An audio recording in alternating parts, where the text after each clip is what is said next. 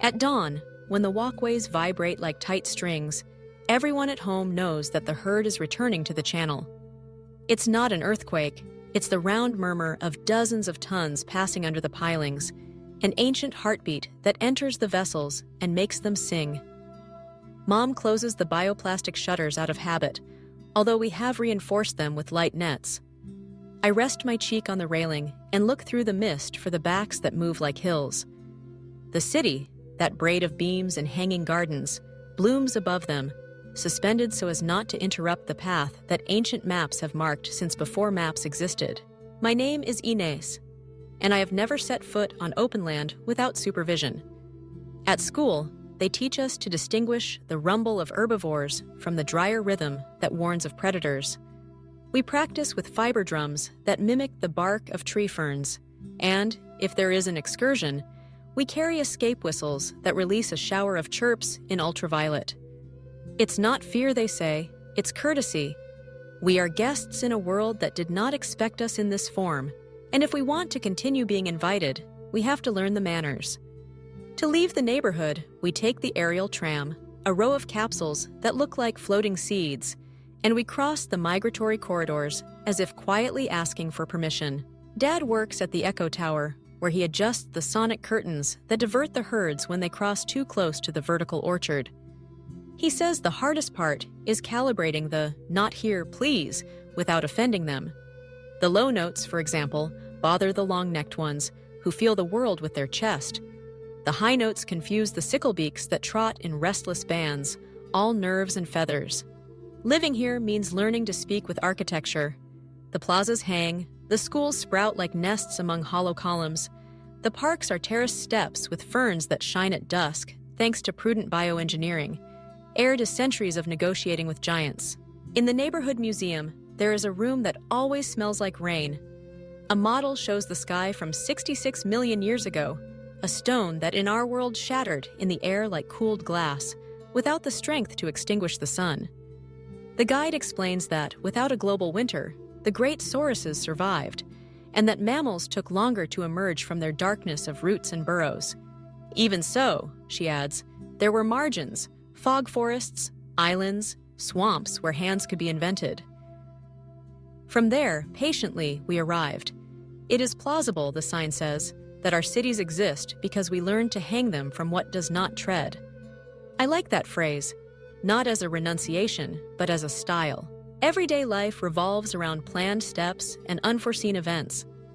The morning news doesn't talk about traffic jams, but about crested necks arriving earlier than expected through the trough. The coexistent city council warns of changes in school roads and shares the map of shadow zones, those safe pockets between towers where the noise from the city's depths dissolves panic. We buy bread at a kiosk hanging from a bridge that tastes of large seeds. We eat proteins from algae, legumes, and mushrooms, and celebrate the end of the nesting season with paper lanterns that cast silhouettes on the facades. Some neighborhoods maintain strict taboos, not touching eggs, not collecting fallen feathers. Others mix science and ritual. Universities organize footprint readings, like palm readings, although in the end, they serve to measure humidity and predict harvests. At home, there are two photographs that sum up the city. In one, Mom wears a gardener's vest and holds a rope of roots that she herself cultivated to reinforce a footbridge. In the other, Dad holds a wind microphone in front of the hollow and produces waves that paint invisible lines over the mud. When I was little, I believed adults had powers, as if a voice alone could move a colossus of 7 buses aside. Now I know there are no heroes. There are shifts, protocols, modesties. What impresses is the agreement, the way so many hands and minds decide, every day, not to force the world to look like what would be more comfortable. There is also politics in the rumor of the footsteps.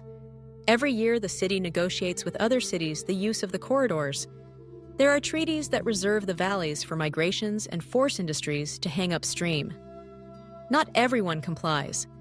The news tells stories of distant regions where they have tried to fence off the plain, and the plain has responded with a patient push. We are conservatives.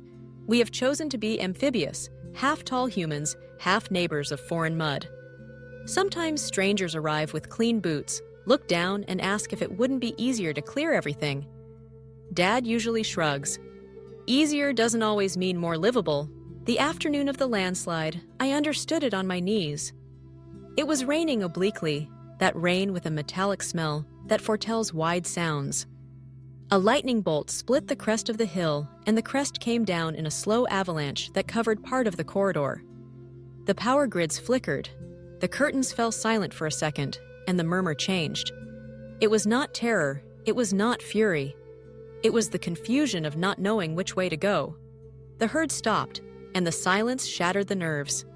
Mom grabbed my wrist and ran toward the service lookout. Dad was already there with the technicians, spreading a fan of floodlights, like someone opening an umbrella against the century. He asked me to hold a beacon. "Hold it steady, Inés. We're going to give them another line." From above, I saw the eyes of a young, long-necked one, wet like freshly washed fruit, stopping beneath us. I couldn't go up, nor did I want to go back. The tram capsules hung suspended, each one a heartbeat. The neighborhood drums began to speak in kind, low tones. A chorus of voices tuned the air with syllables invented for that moment. We made room in our own agenda so they could find another path. It took time, but patience overcame the collapse. They retraced their trail, skirting the slope, and, when they finally passed, nothing broke except the idea that the world would always give way at the first attempt. That night, from the terrace, my friends and I counted the stars that opened like seeds among the clouds. We talked about exams, the end-of-year trip to the floating city of the Delta, where they say they have taught the lighthouses to draw movable constellations to guide the sea raptors away from the tidal mills. Carla, who dreams of studying paleobiome, says it is only a matter of time before we develop a common grammar, some system that translates our devices into conveniences for them. It is plausible that, after centuries of trial, we will know how to coordinate irrigation schedules with routes, winters with disappointments, festivals with holidays. I don't know about grammars. I know how to hold a beacon. The next day, the mud awoke marked with deep ovals. The sun dried them as if they were embossed verses, and the city came down to read them with respect. A child knelt and placed his hand in a smaller hollow, probably from a young one, and smiled with a clear grimace that unraveled me. I thought of the other story we were told, the one of a world without us because the blow did happen, and felt a strange pinch, a mix of gratitude and vertigo. We live hanging on because the world tilted toward the great life. We learned not to push. When the wind shakes the gardens, the city creaks like a ship crossing a silent sea. Sometimes from bed, I imagine we are sailing over a living past, and that, as long as we don't forget to speak softly, there will be room for everyone. When the walkways tremble again, I close my eyes and listen. It's not a noise, it's a way of belonging.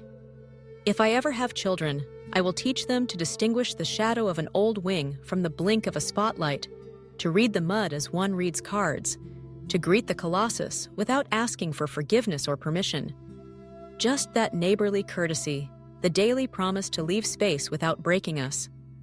And, even though above there are drones and wires and messages that reach us in a hurry, below the usual path will continue to exist, the one we haven't invented, the one we learned not to undo.